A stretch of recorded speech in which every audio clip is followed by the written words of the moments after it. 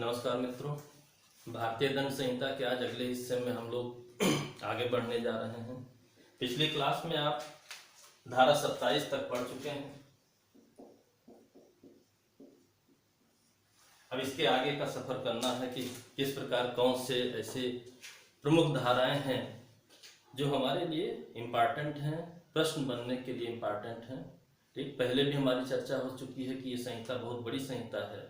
पूरी संहिता पढ़ना ये एक अलग विषय होता है, लेकिन प्रश्न के अकॉर्डिंग पढ़ना, प्रश्नों को सोच करके पढ़ना, जिस प्रकार के प्रश्न पिछले वर्षों में बने हुए हैं उनके आधार पर अपनी एक रणनीति बना करके पढ़ना एक अलग विषय होता है। तो आज हम चलते हैं धारा 27 के आगे धारा 28 से क्या क्या आवश्यक धाराएं हैं, कौन कौन सी आवश्यक धाराएं हैं जिनके आधार पर हम प्रश्नों को भी समझ सकेंगे, धाराओं को भी समझ सकेंगे और याद कैसे होगा इन बातों को भी समझ सकेंगे। ठीक है, धारा 28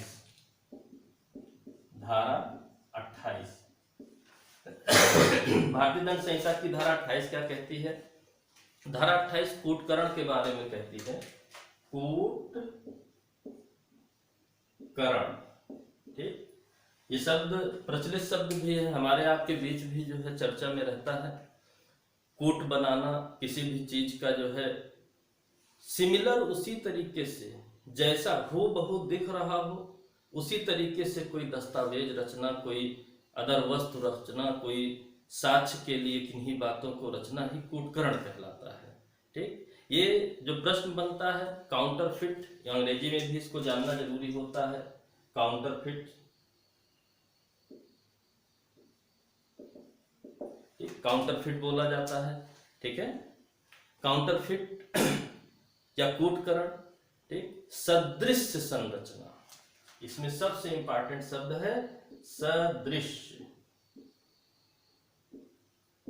जैसा कि मूल दिख रहा है वैसा ही आपका कूटकृत दस्तावेज, ठीक है, यानी कि इसको इस तरह भी लिख सकते हैं, मूल, ठीक है, का सदृश्य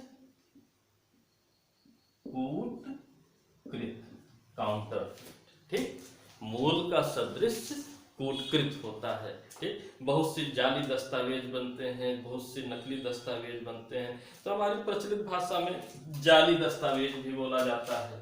ठीक, इस तरह से रचना करके हम जाली दस्तावेज की भी रचना करते हैं, जाली दस्तावेज के रूप में।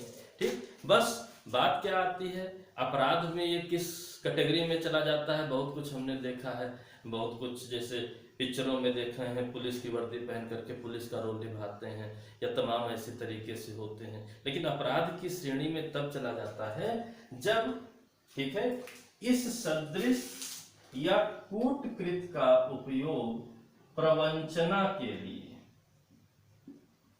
ठीक, किसी को प्रवंचना के लिए, धोखा देना, ऐसे आशय के लिए जब उपयोग करते हैं तो यह अपराध की श्रेणी में चला जाता है और आईपीसी का विषय बन जाता है। अपराध होने की वजह से आप प्रवंचित करके, धोखा दे करके तमाम तरीके से लोगों को नुकसान पहुंचा सकते हैं, अपना सदोष लाभ ले सकते हैं, सदोष हानि पहुंचा सकते हैं, इसलिए कूटकृत आपका, ठीक है, अपराध की श्रेणी में आ जाएगा, दंड दिया जाएगा, जिसके बारे में हम लोग आगे पढ़ेंगे। धोखा, प्रवंचना, छल कपट, ठीक, छल भी लिख सकते हैं साथ में, छल कपट आप कर रहे हैं, इन सब आशयों से दोषपूर्ण हो जाता है। ठीक, अगली धारा 29 क्या कहती है? धारा 29 क्या कहती है?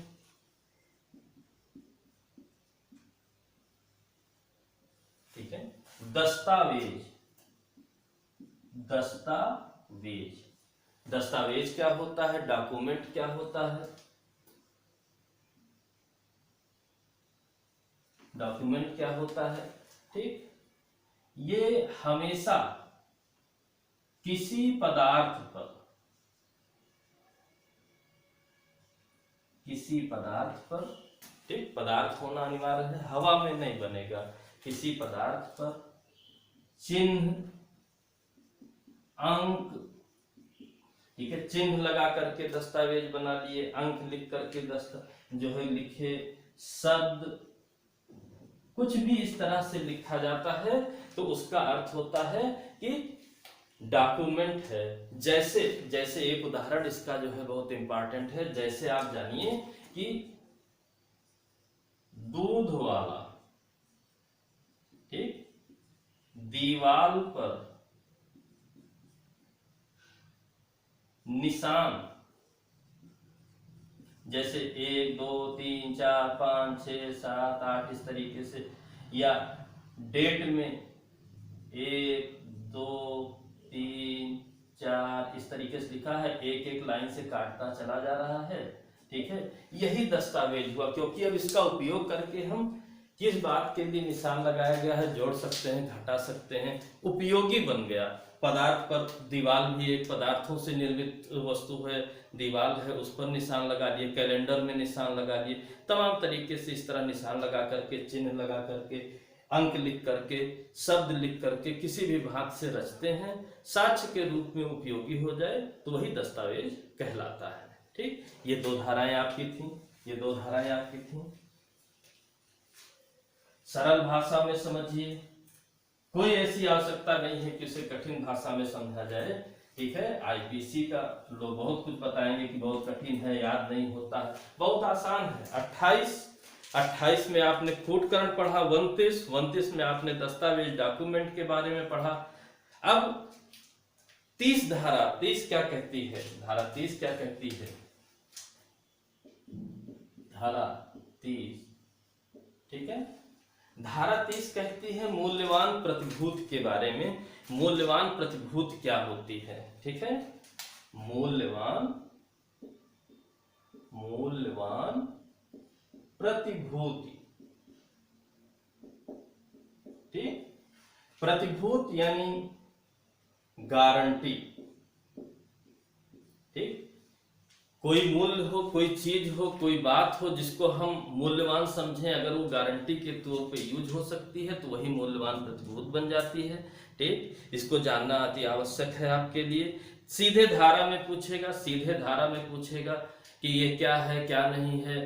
ठीक है, धारा नंबर 30 में क्या है या मूल्यवान प्रतिभूति किस धारा में लिखा हुआ है, धारा 30 आपने बता दिया। ठीक, धारा 30 में क्या है, मूल्यवान प्रतिभूति आपने बता दिया।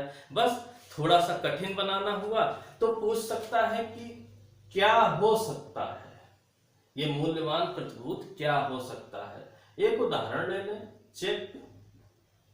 ठीक, चेक एक ऐसा दस्तावेज है, ठीक है, चेक मूल्यवान प्रतिभूति के रूप में एक ऐसा दस्तावेज है, ठीक, जो धन प्राप्त करने का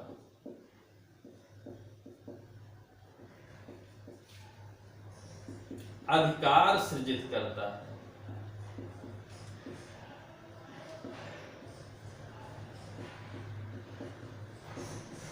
एक उदाहरण हमने लिया, ठीक है, कि चेक एक ऐसा दस्तावेज है जो धन प्राप्त करने का अधिकार सृजित करता है।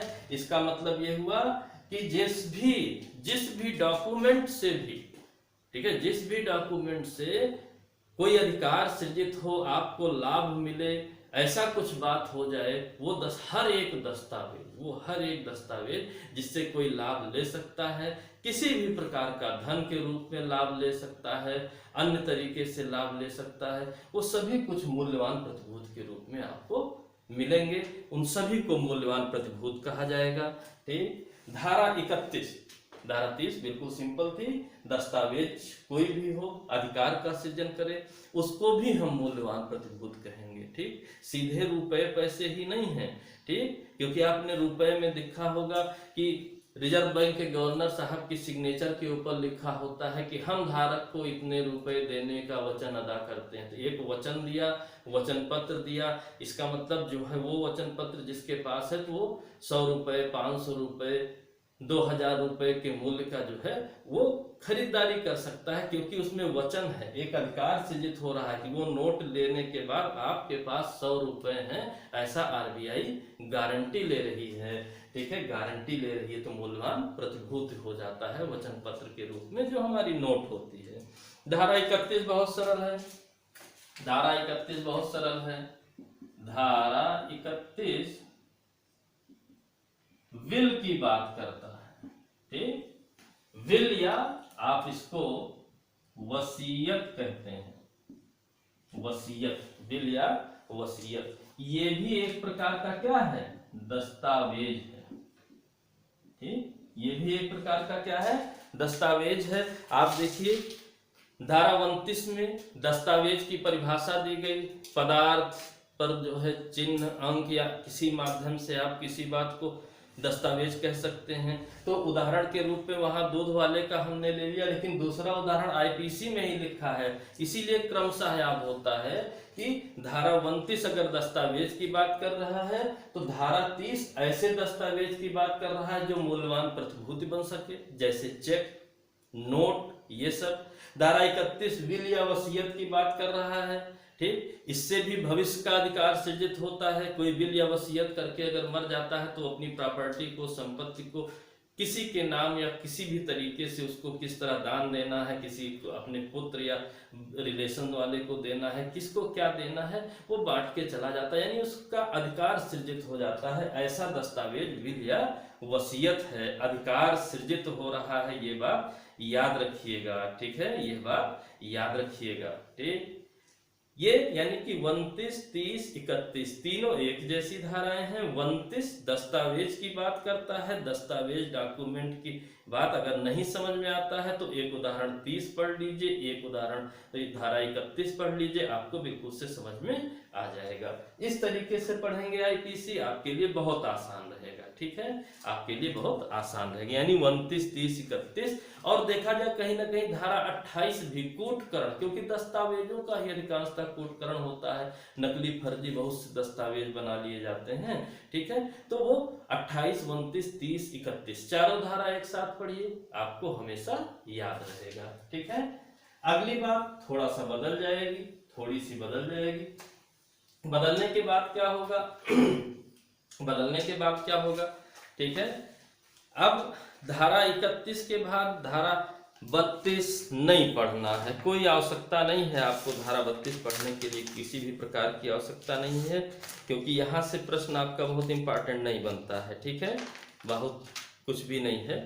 ठीक, धारा 33 पढ़ेंगे। धारा 33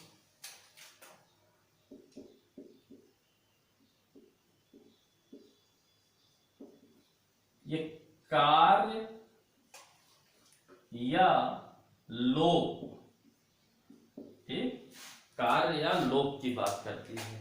कार्य और लोप का अर्थ क्या होता है? एक्ट और ओमिशन। कार्य को हम एक्ट कहते हैं और लोप को ओमिशन कहते हैं। OMISSION, ओमिशन कहते हैं। ठीक, अपराधों में बहुत से ऐसी बातें हो सकती हैं कि कार्य करके भी अपराध किया जा सकता है, बहुत से ऐसे कर्तव्य हो सकते हैं जिनको आप ना करिए तो अपराध की कैटेगरी में चले जाते हैं। ठीक, जैसे कार्य और ओमिशन में, ठीक, प्रश्न बहुत सीधा आएगा, कार्य या ओमिशन धारा 33 में लिखा है। धारा 33 में क्या है? कार्य या ओमिशन है। ठीक, इसका कहने का मतलब खाली इतना है कि किस तरह अपराध के लिए कार्य, और ये कह सकते हैं कार्य में ही ओमिशन या लोप शामिल है, शामिल माना जाता है। कार्य करके या बिना किए दोनों शामिल माना जाता है यदि वो अपराध की कैटेगरी में जाता है। ठीक, किस प्रकार से अपराध की कैटेगरी में? जैसे एक्ट का उदाहरण लें, जहर देकर मारना। जहर देकर आप मार सकते हैं, आपने एक कार्य किया, लेकिन यही ओमिशन का अगर हम उदाहरण लें, ठीक, भोजन पानी ना देकर मारना, दोनों ही तो अपराध हुआ, दोनों में ही तो आपने मारा। ठीक, एक कार्य करके मारा, जहर देकर मारा, और एक आपका कर्तव्य था भोजन देना, पानी देना, लेकिन उसे न दे करके भी आप मृत्यु कारित कर सकते हैं। तो कार्य के भीतर ही, यानी कि अगर हम मृत्यु की बात करें तो मृत्यु एक जो अपराध बना वो कार्य करके भी बन सकता है। तो आप ये नहीं कह सकते हैं कि साशय हमने कार्य किया तो ये मृत्यु का अपराध हुआ, हमने कुछ नहीं किया तो नहीं। नहीं, कुछ नहीं करने पर भी आप अपराध की श्रेणी में जा सकते हैं, क्योंकि भोजन और पानी देना आपका कर्तव्य था, इसलिए इसके भीतर इसको शामिल माना जाता है। ठीक, धारा 33 ये एक स्पेशल धारा थी।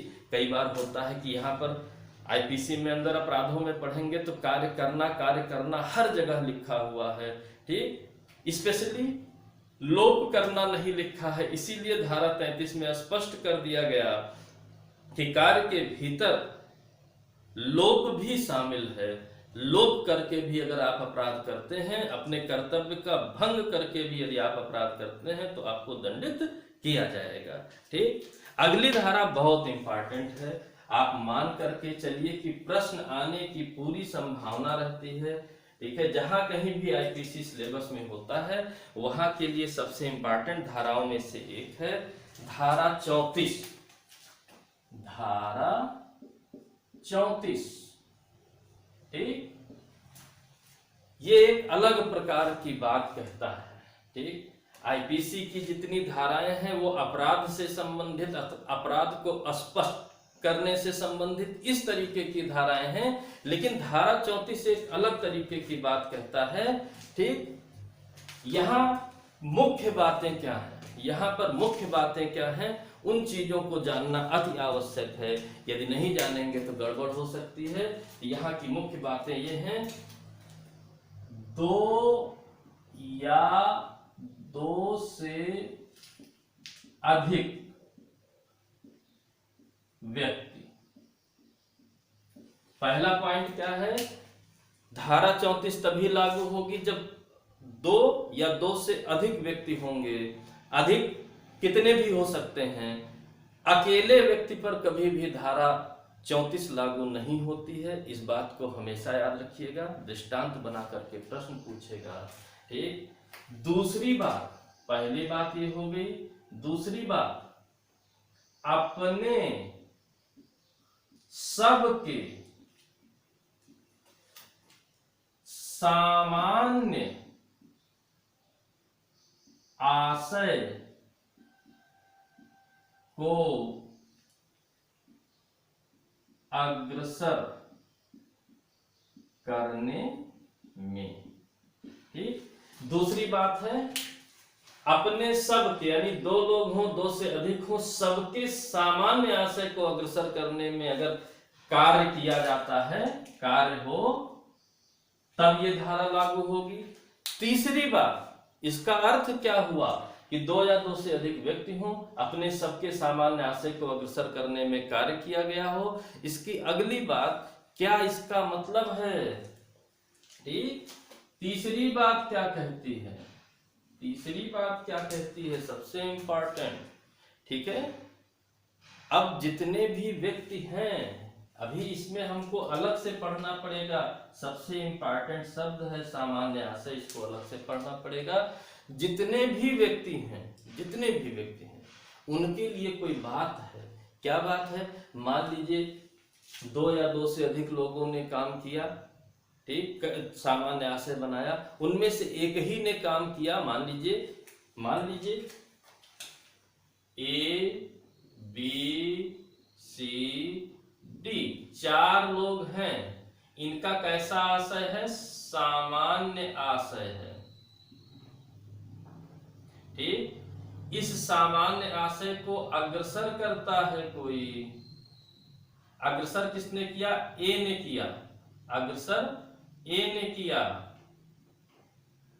तो बी, सी और डी, ठीक है, बी, सी और डी का अपराध क्या होगा। ए, बी, सी, डी सामान्य आशय बनाते हैं, सामान्य आशय को अग्रसर करने में कार्य करता है सिर्फ ए, तो बी और सी और डी का क्या होगा, वही तीसरी बात है। ठीक है, तो इसको लिख लीजिए, बहुत इंपॉर्टेंट है। इनमें से हर एक, हर एक, ABCD सब, हर एक को माना जाएगा कि मानो वह कार्य स्वयं उसने अकेले ही किया है। माना जाएगा कि वह कार्य, ये जो कार्य ए ने किया, बी के लिए भी माना जाएगा कि उसने यही कार्य किया, सी के लिए भी माना जाएगा उसने यही कार्य किया, डी के लिए भी माना जाएगा उसने यही कार्य किया। ठीक, मानो अकेले ही। और ऐसा क्यों माना जाएगा? क्योंकि सभी का सामान्य आशय था। ठीक है, सामान्य आशय था, इसलिए माना जाएगा। तो अब बात आती है कि सामान्य आशय क्या होता है, इस बात को समझना बहुत जरूरी है। ठीक, दो या दो से अधिक व्यक्ति होंगे तभी सामान्य आशय बनेगा। सामान्य आशय जब बन गया तो कोई भी अग्रसर करने में कार्य किया, ठीक, तो उनमें से हर एक को यही माना जाएगा कि उसने वह कार्य मानो अकेले ही किया। तो सामान्य आशय क्या होता है, सामान्य आशय क्या होता है, इस बात को भी लिखना पड़ेगा, मोस्ट इंपॉर्टेंट है। सामान्य आशय क्या होता है, मोस्ट इंपॉर्टेंट है, इस बात को भी आपको समझना पड़ेगा। ठीक, कि सामान्य आशय क्या है। इसको सामान्यतः कहा जाता है मस्तिष्कों का पूर्व मिलन। मस्तिष्कों का पूर्व मिलन। अब मस्तिष्कों का पूर्व मिलन क्या है, यानी कि चारों लोगों ने सहमति दे दी, हम आपका साथ देंगे, हम आपका साथ देंगे, हम लोग मिल करके हमें जो कार्य करना है, जो अपराध करना है, हम लोगों ने मिलजुल करके वो कार्य करेंगे ताकि फेल ना होने पाए। तो एक ने भी, यानी कि दूर दूर तक सब खड़े हैं, ठीक, कोई हम बाधा नहीं पहुंचने देंगे, और एक ने एक्ट कर दिया, कार्य कर दिया, तो जो लोग दूर दूर खड़े होकर वॉच कर रहे हैं तो उन्होंने कार्य तो नहीं किया, फिर भी धारा 34 के अधीन माना जाएगा कि मानो वो दूर खड़े वाले भी अकेले ही वो कार्य कर रहे हैं, क्योंकि सबने अपने मस्तिष्कों का पूर्व मिलन किया है, पूर्व मिलन के साथ सामान्य आशय का निर्माण किया है। ठीक, अब इसको अंग्रेजी में जाने रहिएगा, क्योंकि अभी यहाँ एक अंतर भी पढ़ेंगे। सामान्य आशय को कहा जाता है कॉमन इंटेंशन। कॉमन इंटेंशन कहा जाता है। अभी इसी में कुछ और भी बात आएगी। कॉमन इंटेंशन, पूर्व मिलन करके इन्होंने क्या बनाया, आपसी सहमति बना ली। किस बात की सहमति, साथ देंगे, साथ देने की या करने की, यह आपने सहमति बना ली, आपसी साथ देने की या करने की। सामान्य आशय कॉमन इंटेंशन कहा जाता है, ये मोस्ट इंपॉर्टेंट है। अब इसका एक विपरीत आता है इसी तरीके से। इसको इंग्लिश में जानना क्यों जरूरी है, क्योंकि एक इसी से मिलता जुलता शब्द आता है, वहां पर गड़बड़ हो जाता है। हिंदी में गड़बड़ होने की संभावना ज्यादा है, इसलिए अंग्रेजी में भी समझे रहेंगे तो आसान होगा। ठीक, तो क्या उसको इस तरीके से समझते हैं, ठीक है।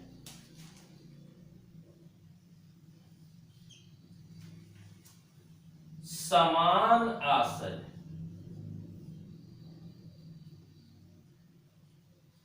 समान आशय क्या है, यहां है सामान्य आशय, यहां है समान आशय। समान आशय की अंग्रेजी है सेम इंटेंशन।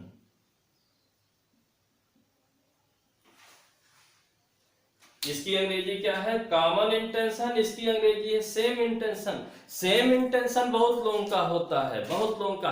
कोई ABCD जैसे है, मान लीजिए ई की हत्या करना चाहते हैं, ए भी हत्या करना चाहता है, बी भी करना चाहता है, सी भी, डी भी, लेकिन आपस में कभी उनका मस्तिष्क नहीं मिला, आपस में कोई मेल व्यवहार नहीं हुआ, कॉमन नहीं बना तब तक ए ने मार दिया तो बी सी डी धीरे से सरक लेंगे, चलो ए ने मार दिया, हमारा काम हो गया। बी सी डी के कोई भी लायबिलिटी नहीं होगी, कोई भी जिम्मेदारी नहीं होगी, कोई भी अपराध नहीं होगा, क्योंकि वो सेम इंटेंशन में है, सेम हो सकते हैं। लेकिन वहीं पर यदि एबीसीडी चारों लोग मिल गए, मस्तिष्कों का पूर्व मिलन हो गया, आपसी सहमति हो गई साथ देने की, तो यही कॉमन इंटेंशन हो जाता है। और कॉमन इंटेंशन हो जाता है तो सभी को क्या माना जाता है, मानो अकेले ही उसने वह कार्य किया है। ये मोस्ट इंपॉर्टेंट है, लगभग हर वर्ष आता है प्रश्न, यहां से जरूर आएगा, इसलिए इसको जानना जरूरी है। इसके साथ आपको कुछ और बातें भी जाननी है। पिछले वर्ष आपके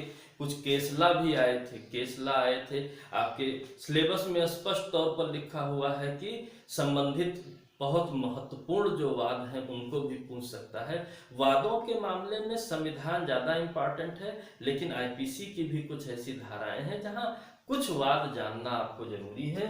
तो धारा 34 से जुड़े वाद क्या क्या हो सकते हैं उनको भी आप लिख लीजिए, मेंशन कर लीजिए, ठीक है। एक है सबसे प्रसिद्ध इसका वाद है, ठीक है, इसका सबसे प्रसिद्ध वाद है महबूब शाह बनाम सम्राट।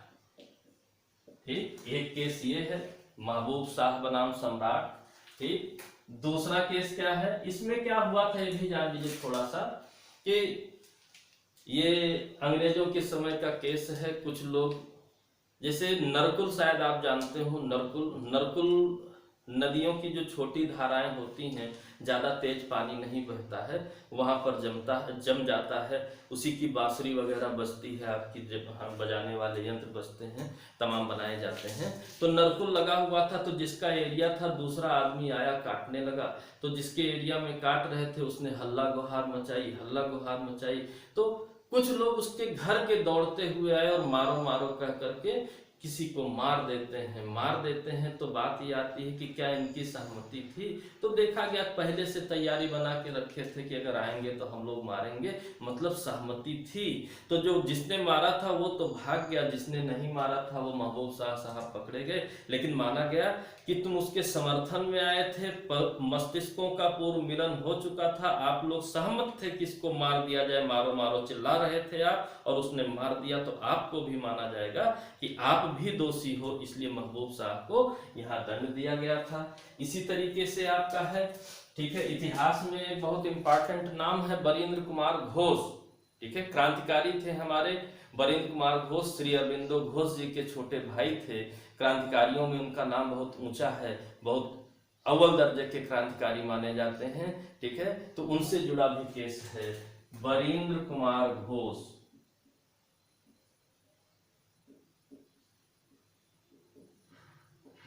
बनाम सम्राट। ठीक, बरींद्र कुमार घोष साहब के जो है, अब जैसे महबूब शाह को सिंधु नदी वाद भी कहते हैं, ठीक है, वैसे ही इसको पोस्ट ऑफिस कांड भी कहते हैं, ठीक है। क्रांतिकारियों के धन की जरूरत थी तो पोस्ट ऑफिस से ही तनख्वाह सरकारी कर्मचारियों को मिलती थी। तो जब पोस्ट ऑफिस में तनख्वाह आई तो उसको लूटने के लिए पहुंचे बरींद्र कुमार साहब घोष, कुछ लोग पहुंचे साथ में मिल करके। ये तो बाहर खड़े हुए थे, बाहर देख रहे थे कोई आने ना पाए, कुछ लोग अंदर गए, लेकिन वहां छीना झपटी में पोस्ट मास्टर की मृत्यु हो जाती है। तो वो सब तो भाग जाते हैं, लेकिन बरींद्र कुमार घोष जी जब पकड़े जाते हैं तो इनका जब ट्रायल किया जाता है, विचारण किया जाता है, तो इनको भी माना गया ये पूरी सहमति थी, बाहर देख रेख कर रहे थे, तो अंदर हुई हत्या के लिए जिम्मेदार ये भी होंगे। तो बरींद्र कुमार घोष जी का केस भी बहुत फेमस है। तीसरा है यहाँ पर ऋषिदेव पांडे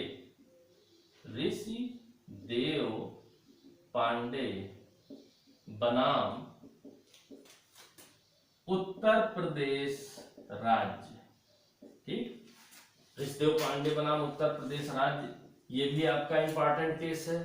ठीक, इसमें बताया गया कि सबसे इंपॉर्टेंट बात है, इसमें क्या बताया गया कि सामान्य आशय घटना स्थल पर हो सकता है। कहने का मतलब है कि एक आदमी इधर से आया, दूसरा आदमी इधर से आया, तीसरे आदमी को मारने के लिए। पहले दूसरे आदमी कभी नहीं मिले थे, लेकिन जब पहुंचे देखे कि हम भी मारने आए हैं उसी को, हम भी मारने आए हैं उसी को। जब दोनों ने देखा तो बात ये आई कि चलो मिल करके मार देते हैं, चलो मिल करके मार देते हैं, बचने ना पाए आज। ठीक, कभी जिंदगी में नहीं मिले थे, लेकिन वही घटनास्थल पर मारने से थोड़े से पहले ही दोनों मिल गए और सहमति हो गई कि मिलकर मार देते हैं। और इसका परिणाम क्या निकला, बताया गया ऋषदेव पांडे में कि सामान्य आशय, मिलकर काम करने का आशय घटना स्थल पर भी बनाया जा सकता है, तत्काल निर्मित हो सकता है। इस दिशा में इसलिए ये केस बहुत इंपॉर्टेंट है। किस बात में कहा गया कि घटना स्थल पर सामान्य आशय का निर्माण हो सकता है, ऋषदेव पांडे बनाम उत्तर प्रदेश राज्य के बाद में कहा गया। ठीक, इतनी बातें, सभी बातें, इस धारा 34 की खास बात है, सभी बातें आपकी मोस्ट इंपॉर्टेंट हैं, इसलिए इसको नोट आउट रखिएगा, मोस्ट इंपॉर्टेंट समझ करके पढ़िएगा। ठीक, अगली बात देखते हैं। धारा 34 हो गई जो सामान्य आशय वर्सेस सेम, ठीक है, समान आशय की बात करती है। समान आशय तो बहुतों का हो सकता है, लेकिन सामान्य आशय होना एक अलग बात है। सामान्य आशय अलग चीज है, इसलिए ठीक है, इसलिए हम अलग करके धारा 34 में सामान्य आशय के बारे में पढ़ते हैं। समान आशय होना दोष नहीं उत्पन्न करता, लेकिन सामान्य आशय, कॉमन इंटेंशन होना भी दोष उत्पन्न करता है। सेम इंटेंशन दोष नहीं, कॉमन इंटेंशन दोष होगा। धारा 34 इस बात को बताती है, यानी एक साक्ष्य के नियम के रूप में बताती है, एविडेंस के नियम के रूप में बताती है कि हाँ ऐसा दोष हो सकता है कि आप करिए कुछ नहीं, सिर्फ मस्तिष्क से भी जुड़े हुए हैं आप, तब भी आपकी वही लायबिलिटी होगी जिसने किया है, उसके ऊपर जो लायबिलिटी होगी। धारा 34 मोस्ट इंपॉर्टेंट है। ठीक, अब आगे सरल सरल है, बहुत सीधा सीधा पढ़ना है। क्या क्या है, 34 के बाद 35, 36, 37, 38 आपको नहीं पढ़ना है। ठीक, आवश्यक नहीं है, वहां से प्रश्न सीधे तौर पर आपका नहीं बनता है, इसलिए वो आपके लिए इंपॉर्टेंट नहीं है। अब धारा 39 की हम बात करेंगे। धारा 39, धारा 39 क्या कहती है, धारा 39 क्या कहती है, ठीक है, धारा 39 बात करती है स्वेच्छया,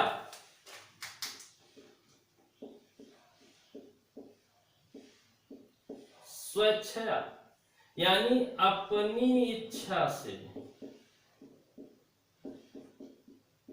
कोई दबाव नहीं है, इच्छा से कर रहे हैं, आपका मन है कर रहे हैं, लेकिन मन तो अंदर की बात है, कैसे जाना जाए कि आपकी इच्छा है, कैसे जाना जाए। ठीक, अब अगर आपके कार्य में आशय दिखता है कि आपका आशय था, ज्ञान दिखता है कि आपको ज्ञान था कि ऐसा कार्य करोगे तो यह परिणाम निकल करके आएगा, ठीक है, ज्ञान दिखता है, विश्वास दिखता है, विश्वास दिखता है, तो माना जाएगा आपने अपनी इच्छा से कार्य किया। यानी जो कार्य कर रहे हैं, अगर उसमें यह बात, उस कार्य के परिणाम की आपको नॉलेज है, ज्ञान है, तो माना जाएगा आपने इच्छा से किया। आपको विश्वास है ऐसा करूंगा तो ऐसा हो जाएगा, माना जाएगा आपने अपनी इच्छा से किया। ठीक, आपका आशय है कि हम ये कर देना चाहते हैं तो हमको ये लाभ मिलेगा, तो आपको आपकी इच्छा से किया गया कार्य माना जाएगा। आप विवश नहीं हो, आप अपनी इच्छा कर रहे हो, आपकी इच्छा है कि हम ऐसा करेंगे तो हमें ये लाभ मिलेगा, ये परिणाम मिलेगा, इसलिए इसे स्वेच्छया माना जाता है। बहुत ध्यान रखे रहिएगा, बहुत छोटी सी धारा है, सीधा पूछेगा। धारा 39 में क्या है, स्वेच्छया है। स्वेच्छया किस धारा में है, 39 में है। स्वेच्छया क्या होता है, जब अपनी इच्छा से, आशय से, ज्ञान से या विश्वास से कोई कार्य किया जाता है तो उसको स्वेच्छा से किया गया कार्य कहा जाता है, स्वेच्छा से किया गया कार्य कहा जाता है। अब धारा 40 की बात आती है। 39 के बाद आपको पढ़ना है धारा 40। ठीक, धारा 40 अपराध कहती है। अपराध क्या होता है, ठीक, अपराध यानी ऑफेंस। ठीक, अपराध यानी ऑफेंस क्या होता है, तो आपसे बड़ा इंपॉर्टेंट प्रश्न पिछले वर्ष पूछा था, फिर इस साल पूछेगा, क्या धारा 40 में अपराध की परिभाषा है, तो आपका उत्तर है परिभाषा नहीं दी गई है।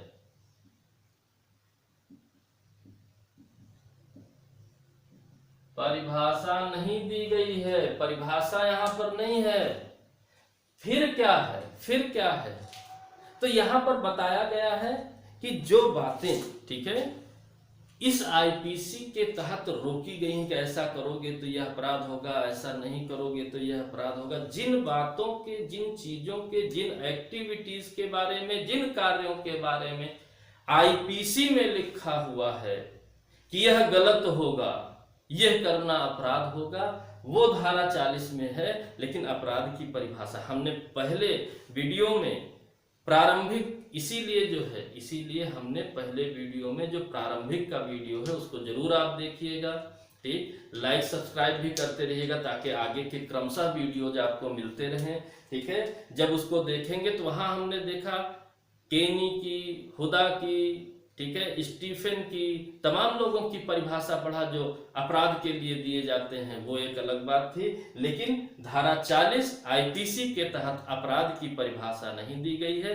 सिर्फ क्या बताया गया है, सिर्फ अपराध क्या होगा, ठीक है, आईपीसी द्वारा निषिद्ध,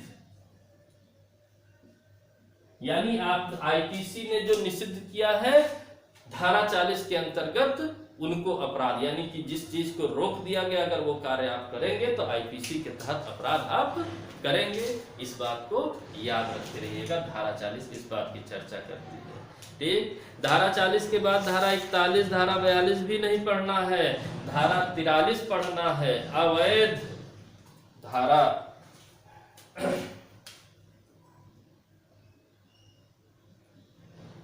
43 पढ़ना है। क्या? अवैध। ठीक, अवैध, अवैध क्या होता है, इलीगल क्या होता है, आप हमारे बीच रोज चर्चा में आता है अवैध। ठीक है, अवैध क्या होता है, या दूसरा शब्द लिखा है करने के लिए, करने के लिए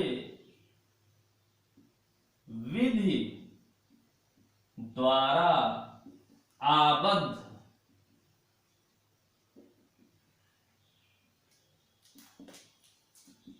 दो शब्द लिखे हुए हैं। अवैध क्या होता है और करने के लिए विधि द्वारा आबद्ध होते हैं। आप अगर उसको भी नहीं करेंगे तो वो भी अवैध की कैटेगरी में चला जाएगा। यानी विधि आप पर जिम्मेदारी डालती है कि ऐसा करिए तो आपको करना चाहिए, अगर आप नहीं कर रहे हैं तो अवैध की कंडीशन में जा सकता है। यानी विधि भी हमारे ऊपर बहुत सी जिम्मेदारी डालती है। जैसे सड़क के लिए नियम बना है बाईं ओर से चलिए, आप दाहिनी ओर से चल रहे हैं तो आप अवैध काम कर रहे हैं, विधि ने जो आपको आबद्ध किया हुआ है उसका भंग कर रहे हैं। ठीक है, आप गलत दिशा में चल रहे हैं, गलत कोई बात कर रहे हैं। बहुत से ऐसे नियम हमारे आम जनजीवन में हैं जो विधि आबद्ध करती है कि इस तरह आपको करना चाहिए, फिर भी हम नहीं करते हैं। इस वजह से हमारे विरुद्ध बहुत सी कार्यवाहियां होती हैं। हेलमेट लगाना चाहिए, अब लगाए ही नहीं। हेलमेट तो आपकी सुरक्षा के लिए है। आप नहीं समझदार थे, हम नहीं समझदार थे, तो विधि ने आबद्ध किया कि नहीं हेलमेट लगाइए अन्यथा चालान कट जाएगा। ठीक, मोटर व्हीकल एक्ट में हम लोग पढ़ेंगे हेलमेट लगा, हेलमेट आपकी सुरक्षा के लिए है। ठीक, दो सवारी तक आप बैठिए, उससे ज्यादा सवारी बैठेंगे तो उससे आप नुकसान में हो सकते हैं, आपका एक्सीडेंट हो सकता है, इसलिए दो सवारी से ज्यादा दोपहिया वाहन पर रोक दिया गया। ठीक, हर जगह पर ओवरलोड हमको डिसबैलेंस बनाता है, इसके लिए नियम बनाए गए कि आप समझदार भी बनिए, ऐसा मत करिए, साथ में विधि भी आपको करने के लिए आबद्ध कर रही है। यदि आप आबद्ध हो तो अवैध की कैटेगरी में आप नहीं जाओगे। ठीक है, बहुत सीधा सीधा अवैध। ठीक है, और अवैध को एक बात लिख सकते हैं, क्या है, क्या है अवैध? ठीक है, इसको लिख सकते हैं विधि द्वारा प्रतिषिद्ध,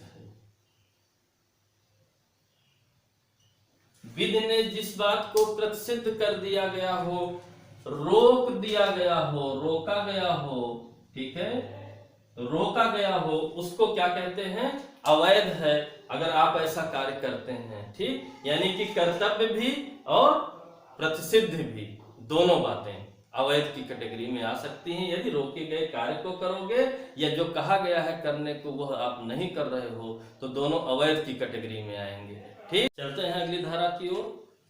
धारा 43 तक हमने समझ लिया। अवैध करने के लिए विधि द्वारा आबद्ध, यानी अवैध मतलब विधि द्वारा प्रतिषिद्ध, रोका गया हो, उसको यदि आप करते हैं तो आप अवैध कार्य करते हैं। विधि ने आपको करने के लिए आबद्ध बनाया हो, आपका कर्तव्य बनाया हो कैसा करना चाहिए, उसको अगर आप जो है नहीं करते हैं तब भी आप अवैध करते हैं। इन दोनों बातों के साथ धारा 43 है, इसको जानना जरूरी है। अगली धाराओं में देखते हैं क्या बातें हैं।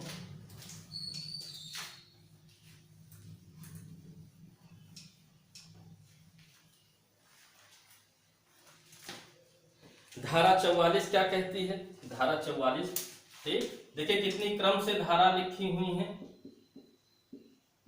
धारा 43 कहती है आप ऐसा ना करिए या आप ऐसा करिए, ठीक, ऐसा ना करिए या आप ऐसा करिए, उसका परिणाम क्या निकल करके आएगा उसकी चर्चा करती है धारा 44। धारा 44 बात कहती है क्षति की, क्षति, इंजरी, ठीक है, क्षति या इंजरी की बात होती है। क्षति क्या होता है? अब यहाँ इसको भी आप मोस्ट इंपॉर्टेंट लिख सकते हैं, ये आपका मोस्ट इंपॉर्टेंट है, ठीक है। ये धारा से लगभग मान के चलिए आपका प्रश्न आएगा ही आएगा, ठीक है। धारा 44 क्षति, क्षति कितने प्रकार की होती है? पहला क्वेश्चन, क्षति 4 प्रकार की होती है। क्षति 4 प्रकार की होती है। कौन कौन सी? पहली शरीर की क्षति, ठीक, दूसरी संपत्ति की क्षति, संपत्ति की क्षति, तीसरी मन की क्षति और चौथी ख्याति की क्षति, ख्याति, ठीक। शरीर यानी बॉडी, संपत्ति यानी प्रॉपर्टी, मन यानी माइंड, ठीक, ख्याति मतलब रेपुटेशन। 4 प्रकार की क्षति हो सकती है, ठीक है। यानी कि जब हम, इसीलिए मैं आपसे बार बार कह रहा हूं कि प्रथम वीडियो भी जरूर देखिएगा। परिचय में हमने अपराध के आवश्यक तत्व पढ़े थे। अपराध के आवश्यक तत्व में दोहरा दे रहा हूं मैं आपका। मानव अनिवार्य है, कार्य अनिवार्य है, दोषपूर्ण आशय यानी मेंसरिया अनिवार्य है, दुराशय, ठीक। चौथी बात अनिवार्य थी क्षति, क्षति होना भी अनिवार्य है। क्षति शरीर की भी हो सकती है, बॉडी की भी हो सकती है, संपत्ति की भी हो सकती है, प्रॉपर्टी की भी हो सकती है, मन या माइंड की भी हो सकती है, ख्याति या रेपुटेशन की भी हो सकती है। चारों में से किसी भी प्रकार की क्षति होती है तो उसका अर्थ यह निकाला जाएगा कि आपने क्षति पहुंचा दी उसको, उस क्षति के जरिए उसके विधि के अधिकार का, यानी क्षति मतलब क्या, विधि के अधिकार का उल्लंघन कर दिया है। अब आपने अपराध कर दिया है, अब आपके विरुद्ध मुकदमा चलाया जा सकता है। इसलिए क्षति को जानना जरूरी था कि कितने प्रकार की। और अच्छी बात यह है कि क्वेश्चन भी इतना ही पूछता है, शरीर, संपत्ति, मन, ख्याति, यानी 44 में 4 बातें लिखी हुई हैं। क्षति या इंजरी क्या होती है, मोस्ट इंपॉर्टेंट है, जानना अनिवार्य है। इसको आप ये मानकर चलिए कि यहाँ से प्रश्न आना ही आना है। धारा 44 क्षति 4 प्रकार की होती है, शरीर, संपत्ति, मन या माइंड और ख्याति, इसकी 4 प्रकार की क्षतियां होती हैं। चारों प्रकार में से किसी भी प्रकार की, 1 प्रकार की, 2 प्रकार की या चारों प्रकार की किसी भी प्रकार की क्षति हुई तो आप अपराध की कैटेगरी में आने के लिए एलिजिबल हो जाओगे। आपको माना जाने लगेगा कि अब आपने अपराध कर दिया है। ये क्षति नहीं हुई तो अपराध कभी भी नहीं होता है। प्रयास हो सकता है अपराध का, लेकिन अपराध पूरा नहीं होगा, क्षति होना अनिवार्य है, ठीक है। धारा 45 क्या कहता है? धारा 45 भी आपकी इंपॉर्टेंट है।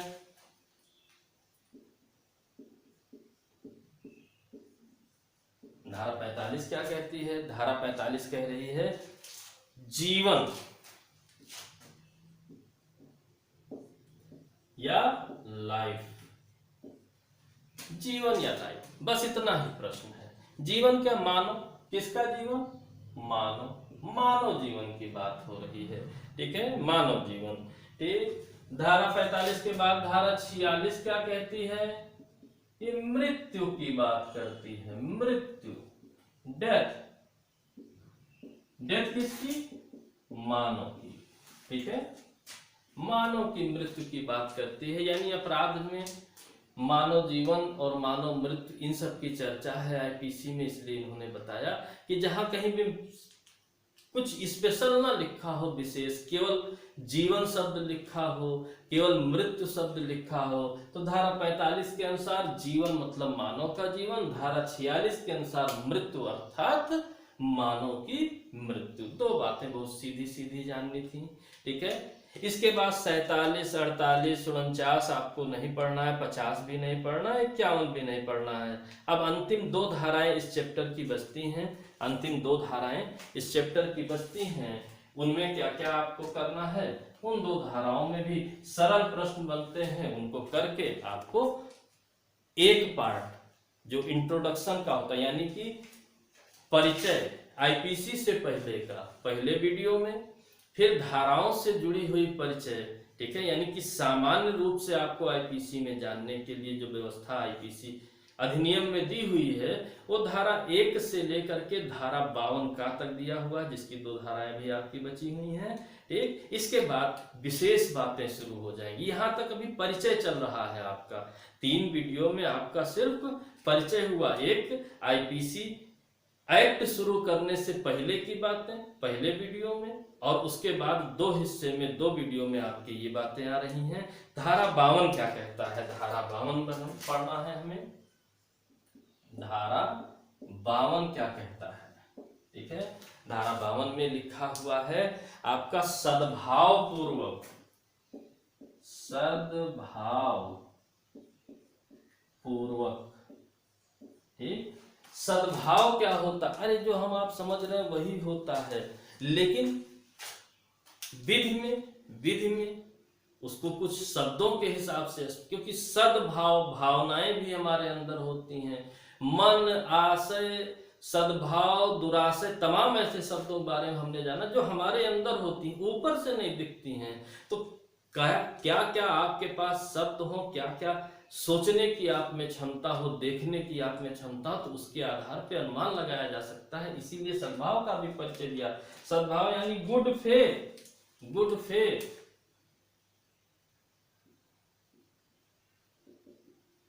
गुड फेथ क्या होता है? ठीक, बहुत सरल सी भाषा में लिखा हुआ है, सम्यक सतर्कता और ध्यान, सम्यक सतर्कता एवं ध्यान पूर्वक। यानी आप अगर सम्यक सतर्कता एवं ध्यान पूर्वक कार्य कर रहे हैं तो कहा जाएगा कि आप सद्भाव पूर्वक कार्य कर रहे हैं, ठीक है। सम्यक सतर्कता और ध्यान पूर्वक, ड्यू केयर एंड अटेंशन, आप केयर और अटेंशन यानी सावधानी बरत रहे हैं, कोई भी काम कर रहे हैं, कोई भी काम कर रहे हैं। अब जैसे देखिए अभी बात आई थी कि हम सड़क पर बाएं चलना चाहिए, उल्टा चल रहे हैं तो अवैध कर रहे हैं, लेकिन क्या हम सीधा बाईं ओर चल रहे हैं तो क्या किसी भी तरह चलें, गाड़ी लहराते हुए चलें, अचानक ब्रेक मार दें, ऐसा भी नहीं है। सम्यक सतर्कता और ध्यान रखना पड़ेगा कि सतर्क हैं हम, अचानक ब्रेक बीच रास्ते पर ना लगा दें, ठीक है। ध्यान रखें, अगल बगल से गाड़ियां गुजर रही हैं, ऐसी बातों को, तो आप माना जाएगा गुड फेथ में काम कर रहे हैं, सद्भाव पूर्वक काम कर रहे हैं। और ऐसे में अगर कोई अभी इसके बाद जब हम तीसरे चैप्टर में चलेंगे, जब हमें सामान्य अपवाद मिलेंगे, तो वहां इस शब्द की बहुत चर्चा है, ठीक है। सद्भाव पूर्वक शब्द की बहुत चर्चा है, उसको जब पढ़ेंगे तो हमें आसान लगेगा कि हाँ केयर एंड अटेंशन है, सद्भाव पूर्वक हम हैं। तो बहुत सी ऐसी बातें हैं जो अपराध नहीं है तो आसान हो जाएगा। इसलिए यहाँ समझना जरूरी था। ड्यू केयर एंड अटेंशन, यानी आपने ध्यान रखा है। किसका ध्यान? अपना भी, अपने अड़ोस पड़ोस के लोगों का भी। सतर्कता रखी है। किसकी सतर्कता? कैसी सतर्कता? ताकि किसी को नुकसान ना होने पाए। Due care and attention.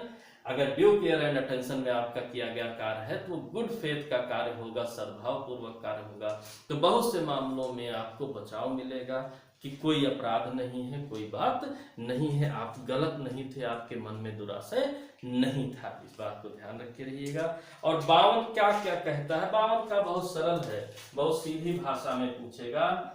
धारा 52 का या ए, ठीक, ये संश्रय शब्द की बात करता है। संश्रय, हार्बर, संश्रय या हार्बर, HARBOUR,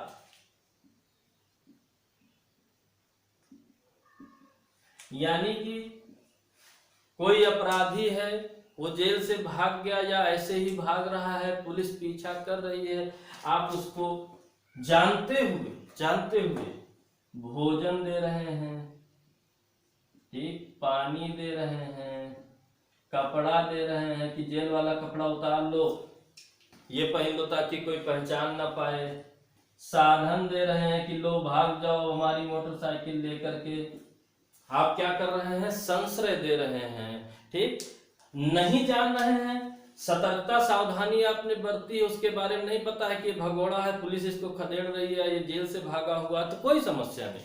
लेकिन अगर आप जान रहे हैं उसके बावजूद भी उसको खिला पिला रहे हैं, आश्रय दे रहे हैं, छुपा रहे हैं, भागने का साधन दे रहे हैं, तो आप संश्रय दे रहे हैं, तो आप भी तो अपराध कर रहे हैं। अपराधी को शय देना, संश्रय देना भी तो अपराध है। तो आगे की धाराओं में मिलेगा कि कब कब ये संश्रय देना भी अपराध होता है। जनरल में खाली आप ये समझिए कि अपराध करना ही अपराध नहीं है, अपराधी को आश्रय देना, संश्रय देना भी अपराध है। भोजन पानी इसलिए देना कि वो जिंदा बचा रहे, कोई बात नहीं, लेकिन छुपाने के लिए, ताकत हो जाए कि और अच्छे से भाग सके, इसलिए आप दे रहे हैं, तो अपराध की कैटेगरी में आएगा। लेकिन बहुत बार पति और पत्नी के बीच ऐसा संबंध होता है, ठीक है, जैसे भारत का हमारा कल्चर कहता है पति पत्नी यानी क्या? दो जिस्म एक जान। तो वो पति कहीं से अपराध किया या पत्नी, उन्होंने जो उसको आश्रय दिया, संश्रय दिया, वो अपराध नहीं होता है, क्योंकि वो एक है, ठीक, एक स्वयं को कैसे आप संश्रय देंगे, ठीक है। इसलिए बहुत से अपवाद मिलेंगे आपको जहां पर पत्नी या पति को एक दूसरे के लिए संश्रय का अपराधी नहीं माना जाता है, ठीक है। तो इस बात को लेकिन सामान्य के लिए, सबके लिए माना जाता है, ठीक। पति पत्नी एकमात्र ऐसा रिश्ता है जिसमें बचाव मिल सकता है कुछ मामलों में, अन्य में नहीं मिलेगा। अन्य किसी भी रिश्तेदार को इसका लाभ नहीं मिलेगा। यानी रिश्तेदार, नातेदार, जानने वाला, दोस्त, मित्र, यार, किसी को भी अगर आप इस तरीके की सुविधा देते हैं और वो अपराधी है, आप ये जान रहे हैं, तो आप संश्रय के अपराध में जा सकते हैं, ठीक। ये आपका क्या समाप्त हुआ? ये अभी तक आप पढ़ रहे थे अध्याय 2 जो धारा 6 से प्रारंभ होकर के धारा 52A तक था, ठीक। ये आज आपका समाप्त हुआ तीसरे वीडियो में। इसके बाद अब अगला जो होगा हमारा अध्याय 3, ये दंड के विषय में,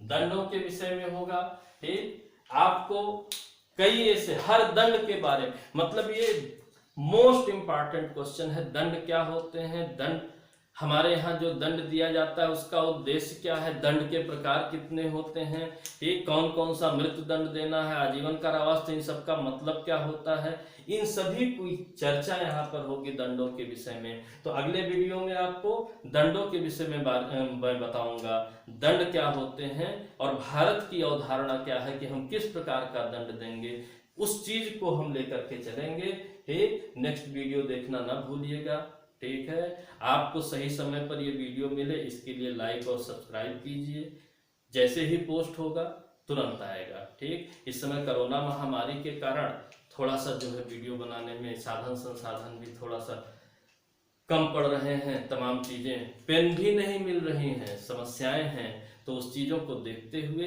धीरे धीरे सिलेबस आपका पूरा सही समय पर समाप्त होगा। ध्यान से पढ़िए, जितना बता रहा हूँ उससे बाहर एक भी प्रश्न आपका नहीं आएगा, इसलिए इधर उधर भटकने की जगह आप यहाँ ध्यान लगाइए, कंसंट्रेशन लगाइए, यानी कि सम्यक सतर्कता और सावधानी बरतिए।